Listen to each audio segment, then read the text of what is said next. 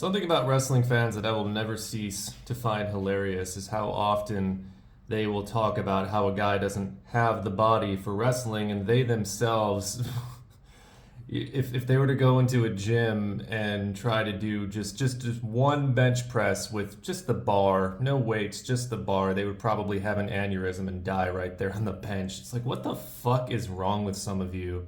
I go on Twitter and I see people talking about how Adam Cole doesn't have the right body for wrestling. I see Hulk Hogan, like anybody fucking still cares what Hulk Hogan thinks, that old steroid popping racist. Um, yeah, these guys look like they should be bagging my groceries. They don't look like wrestlers. Okay, so can they work? Have you watched them on TV? Have you watched them in person? Have you seen? Can they work, Hulk? Can they work, random fat ass WWE fan who thinks that somebody else's body is up for insulting just because they're in the wrestling business? Like, who the fuck are you?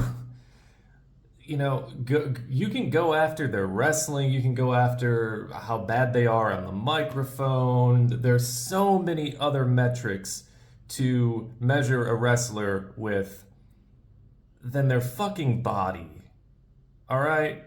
And it's almost always WWE fanboys and marks. It's almost always WWE marks, people who do come from that Hogan and Vince school of thought that, oh, you gotta be big, you gotta, have some muscle on you, pal.